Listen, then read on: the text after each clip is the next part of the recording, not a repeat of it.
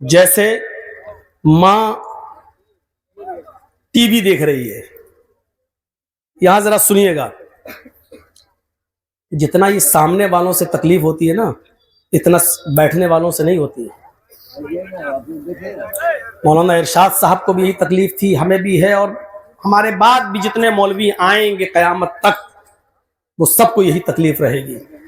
ہم 0 سے 1% پہ بھی نہیں آ سکتے ہیں، وہی حالت رہے گی ہماری۔ ماں ٹی وی دیکھ رہی ہے، سنیے، ماں ٹی وی دیکھ رہی ہے اور بچہ اس کا رو رہا ہے، دودھ پیتا بچہ، اور ماں سیریل دیکھ رہی ہے، بچہ رو رہا، بھوکا ہے، ماں جانتی ہے دودھ مانگ رہا ہے، لیکن ماں جا ہی میرے بچے کے پاس، پہلے یہ سیریل پورا ہو جائے تب جاؤ۔ ماں دودھ پلاتی ہے لیکن اس وقت نہیں پلا رہی ہے، بس ٹی وی میں لگی ہے۔ کیا کہا جائے گا؟ اعراض کیا، ماں نے اپنے بچے سے اعراض کر لیا۔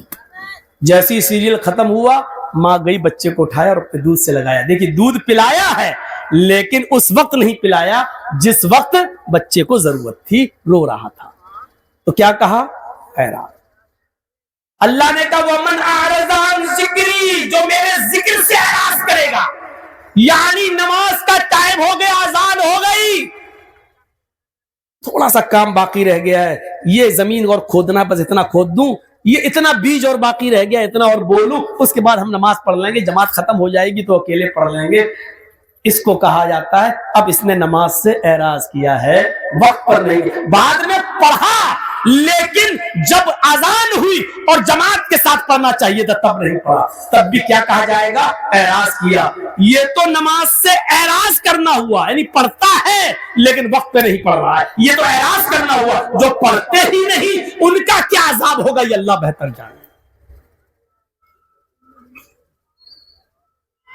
اذان کا وقت ہوا، یہاں میچ آ رہا ہے، 2 اوور اور رہ گئے ہیں، 12 بال، پتہ نہیں کون جیتے گا، پتہ نہیں انڈیا جیتے گی کہ پاکستان جیتے گا، یا سٹے پہ نمبر بھی لگا ہوا ہے، ہزاروں روپے کا جوا بھی ہے، اور ادھر اذان کی آواز آ رہی ہے، حی علی الصلاۃ،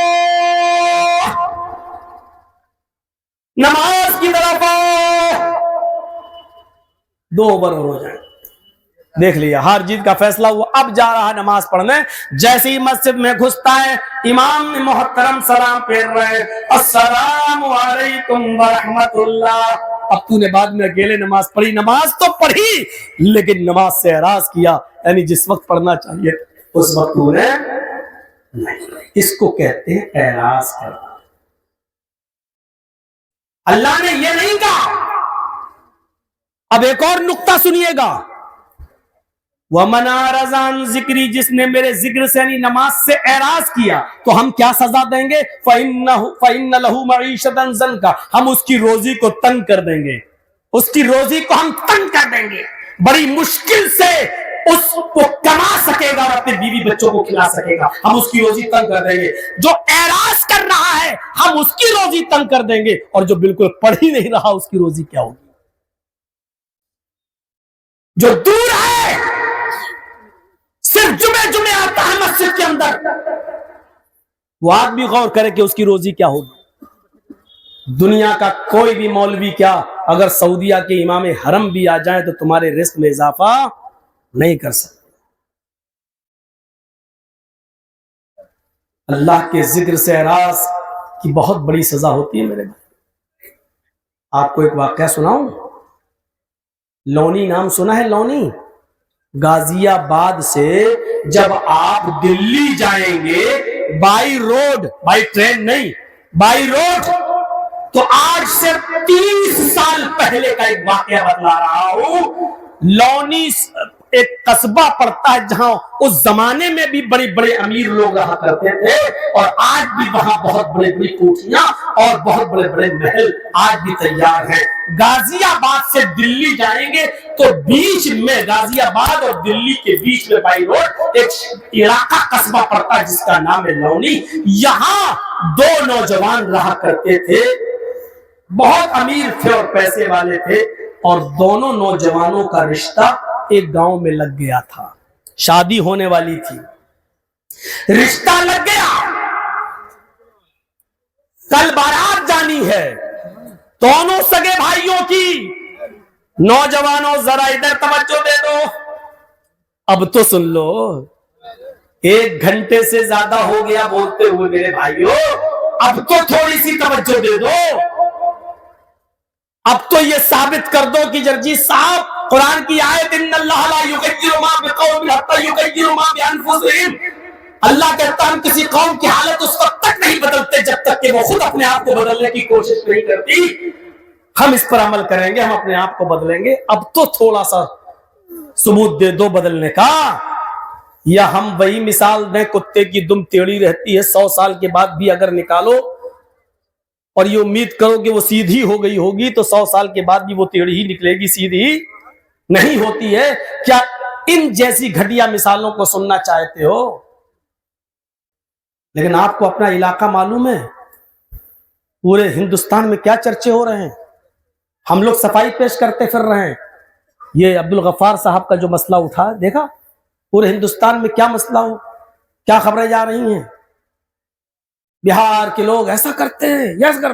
ہم لوگوں نے کہا نہیں, بہار کے لوگ ایسا نہیں کرتے ہیں. کہیں ایک علاقے میں اگر ایسا ہو جائے تو اس پر پورے بہار کو ایسا نہیں. ہم کو دیکھیے 25 سال سے سارا آنکھوں پہ اٹھائے ہوئے ہیں, ہم کو لے کے جاتے ہیں, ہم کو بلاتے ہیں, ہمارے ساتھ تو کبھی ایسا نہیں. صفائی پیش کرنا پڑتی ہے, لیکن آپ چینل والوں کی وجہ سے آج پورے ہندوستان کے اندر یہ چھوی بگڑی جا رہی ہے. جلسوں والوں سے میں کہوں گا ان پوری طریقے سے ان چینل والوں پہ پابندی لگا دیں. اگر ہم بہار کی عزت عوام کی نظروں میں چاہتے ہیں تو ہم لوگوں کو یہ جلسوں میں کہنا پڑتا ہے کہ نہیں. دیکھ لیجئے اتنا لمبا زمانہ کون چلتا ہے بھائی, 25 سال سے بہار کے لوگ ہمیں بلا رہے ہیں. جبکہ ایسا ہوتا ہے 1 سال مولوی کو بلایا, اگلے سال بدل دیں گے, دوسرا مولوی آئے گا, تیسرے سال تیسرا, یہ ہوتا ہے.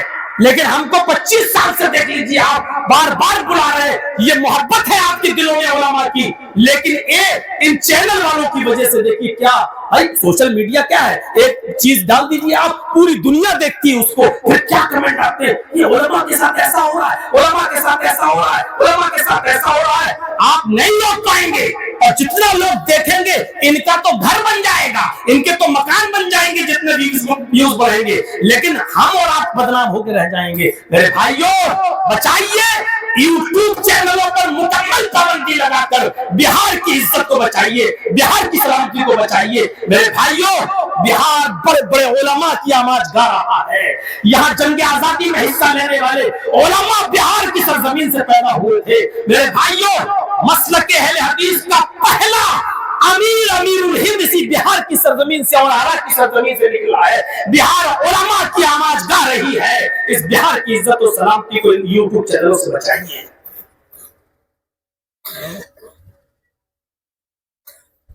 ہاں ایریوں کا فرق ہوتا ہے, کہیں کچھ چلن ہے, کہیں کچھ چلن ہے. اب ہمارے علاقے کے اندر 10 بجے جلسہ ختم ہو جاتا ہے, پرمیشن ہی نہیں ہے. لیکن جن علاقوں میں رات رات بھر جلسہ چلتا ہے, میرے بھائیوں ان کی بھی اپنی کچھ مجبوری ہے بیچاروں کی, ان کی اپنی مجبوری ہے. تو تمام لوگوں کو مل بیٹھ کر اس پر سوچنا پڑے گا کہ اگر آپ چاہتے ہیں کہ رات کے جلسے بند ہو جائیں تو پھر ان مدرسوں والوں کے لیے آپ نے کیا سوچا ہے. یہ مدرسوں کے چندے کا معاملہ ہے. پورے سال مدرسے اسی چندے پر چلتے ہیں. اب مان لیجیے ہم 10 بجے جلسہ بند کر دیں, اب چندہ ہی نہیں ہوگا. آپ تو کہتے ہو 10 بجے بند کر دو, 12 بجے بند کر دو, تو پھر یہ مدرسوں کے اس چندے کا کیا ہوگا, اس کا مسئلہ کون حل کرے گا. جب تک بیٹھ کر دونوں طرف سے بات نہیں ہوگی اور اس بات کا نتیجہ نہیں نکلے گا کہ ان مدرسوں کے چندے کا اور ان کے پورے سال کے خرچے کا مسئلہ کیسے حل ہوگا. میرے بھائیوں اس کو بھی بیٹھ کے ہمیں اور آپ کو سب کو سوچنا پڑے گا. یہ بھی چیز سامنے آنی چاہیے. صرف ایک طرفہ فیصلے سے کچھ نہیں ہوتا ہے, دونوں طرف کی بات سننا پڑے گی. ہم سے کسی نے کہا کہ مولانا آج آپ کا کتنا بجے ٹائم ہے, میں نے کہا کمیٹی والے جب بھی دیں گے. میں کہہ جا ہاں, لیکن اتنا ضرور ہے کہ ہمیں چاہے آپ 2 بجے دیجیے, 3 بجے دیجیے, ہمیں اس سے کوئی پریشانی نہیں ہے, لیکن ایک ٹائم فکس کر کے بتا دیجیے کہ آپ کا ٹائم اتنے بجے ہے.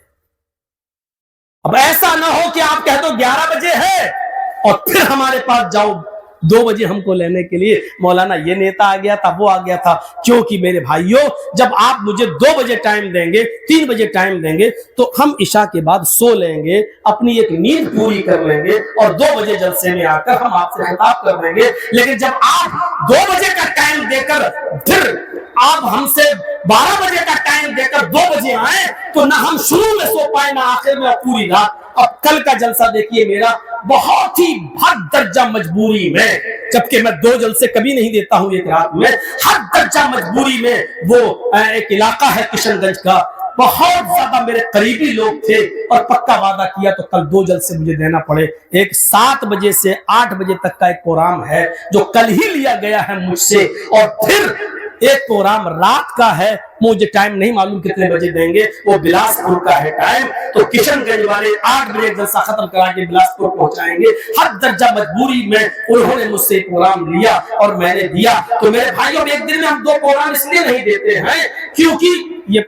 वक्त का बड़ा मसला हो जाएगा, क्योंकि जहां मैं पहले बोल के चला जाऊंगा उसके बाद वो जलसा खत्म हो जाएगा। तो इसलिए हम न एक दिन में 2 प्रोग्राम देंगे न जलसा खत्म होगा। कमेटी वाले जब चाहे तब हमें टाइम दें, 2 बजे दें, 3 बजे दें, 4 बजे दें, 4:30 पे अजान का टाइम हो रहा है, 4:45 पे, कोई दिक्कत नहीं है। आधे घंटे में भी अपनी बात कही जा सकती है। अभी ऑल इंडिया अहले हदीस कॉन्फ्रेंस हुई दिल्ली के अंदर, मुझे 10 मिनट का टाइम दिया, मैंने 2 घंटे की तकरीर को 10 मिनट में पेश कर दिया। उधर भी हमें लास्ट में टाइम दिया, हमें कोई शिकवा नहीं है, लेकिन जलसा कामयाब होना चाहिए।